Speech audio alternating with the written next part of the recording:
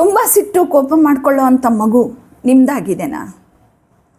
ಮಗು ಸಿಟ್ಟು ಮಾಡ್ಕೊಂಡಾಗ ನಾವು ಅವರಿಗೆ ಲೆಕ್ಚರ್ ಕೊಡದೆ, ಎಕ್ಸ್ಪ್ಲೇನ್ ಮಾಡದೆ, ನಾವು ಅವ್ರ ಮೇಲೆ ಸಿಟ್ಟು ಮಾಡ್ಕೊಳ್ದೇನೆ, ಬೇಜಾರು ಮಾಡ್ಕೊಳ್ದೇನೆ ಮಗುವಿನ ಎಮೋಷ್ನಲ್ ಪ್ರೆಷರ್ನ ಅರ್ಥ ಮಾಡ್ಕೋಬೇಕು. ಮಗು ಎಮೋಷ್ನಲಿ ಪ್ರೆಷರ್ ಆದಾಗ ಮಾತ್ರ ತನ್ನ ಸುತ್ತ ಇರೋರ ಜೊತೆ ಹೊಂದಾಣಿಕೆ ಮಾಡ್ಕೊಳ್ಳೋದು ಕಷ್ಟಪಡ್ತಾ ಇರುತ್ತೆ. ಆಗ ನಾವು ಅವರಿಗೆ ಲೆಕ್ಚರ್ ಕೊಡಬಾರ್ದು, ಸಿಟ್ಟು ಮಾಡ್ಕೋಬಾರ್ದು, ಬೇಜಾರು ಮಾಡ್ಕೋಬಾರ್ದು. ಎಷ್ಟೇ ರೂಡಾಗಿ ಮಗು ಮಾತಾಡಲಿ, ಎಷ್ಟೇ ಮಿಸ್ಬಿಹೇವ್ ಮಾಡಲಿ, ಎಷ್ಟೇ ಸಿಟ್ಟು ಮಾಡ್ಕೊಳ್ಳಿ ನಿಮ್ಮ ಮೇಲೆ, ನೀವು ಅವರ ಕೈ ಹಿಡ್ಕೊಂಡು ಅಮ್ಮ ನಿನ್ನ ಜೊತೆ ಇದ್ದಾಳೆ ಅನ್ನೋದನ್ನು ತಿಳಿಸ್ಕೊಡಿ, ಹೇಳಿ, ಮಾಡಿ. ಆಗ ಮಗು ರಿಲ್ಯಾಕ್ಸ್ ಆಗುತ್ತೆ, ಕಾಮ್ ಆಗುತ್ತೆ. ಇದ್ರ ಮುಖಾಂತರ ಮಗು ಸ್ಟ್ರಾಂಗಾಗಿ, ಕಾನ್ಫಿಡೆಂಟಾಗಿ ಬೆಳೀಲಿಕ್ಕೆ ಸಾಧ್ಯ ಆಗುತ್ತೆ. ಹಾಗಿದ್ರೆ ನೀವಿವತ್ತು ನಿಮ್ಮ ಮಕ್ಕಳು ಸಿಟ್ಟು ಮಾಡ್ಕೊಳ್ತಾ ಇದ್ದರೆ ಈ ಸೀಕ್ರೆಟ್ನ ಫಾಲೋ ಮಾಡಿ.